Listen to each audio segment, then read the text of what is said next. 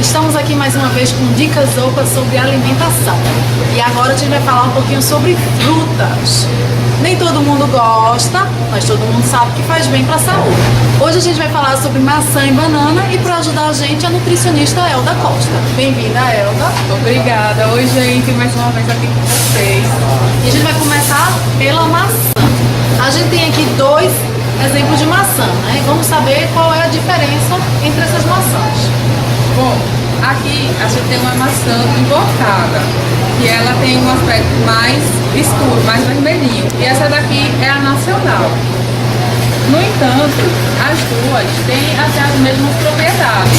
Os benefícios da maçã são antioxidantes. A maçã ela ajuda a limpar nossos organismos de radicais livres, então também contribui contra o câncer. Além do mais, também é boa na redução de colesterol. E uma coisa muito importante, mas que todo mundo acha que não é, maçã é bom para a prisão de ventre. Quando você está constipada, você comer maçã com casca, que alivia. Por quê? Porque ela tem pectina, que é uma fibra solúvel e que vai ajudar o intestino a liberar o que está preso no seu organismo. Então é muito bom a maçã. E sobre a melhor forma de escolher a maçã? Como é que a gente sabe que a maçã tá boa? Bom, pelo aspecto, ela não pode ter nenhuma marca.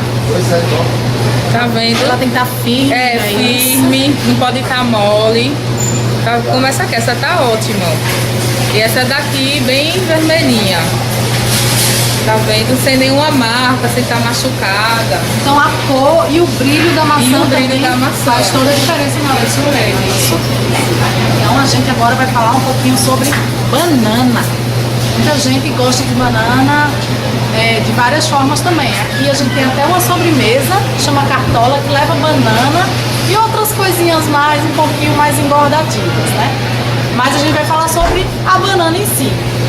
Aqui a gente tem a banana prata, é isso? Também. Qual seria a melhor forma de escolher a banana prata? Bom, assim, a gente tem duas opções. No caso, essa daqui ela já tá mais madurinha, que ela tá mais amarelada. E temos essa daqui que tá mais verde.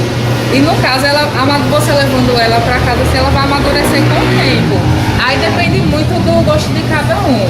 Então a escolha da banana é mais direcionada ao como você gosta de consumir e ao tempo que você vai consumir. Isso, justamente. Certo. E os benefícios da banana? Eu adoro banana, principalmente antes de correr. Não sei se estou fazendo certo, mas antes de correr eu sempre como uma banana. É bom. A banana é boa para quem corre nas práticas de atividade física, porque ela ajuda a inibir as câimbras. Ela é rica em potássio, e isso favorece muito.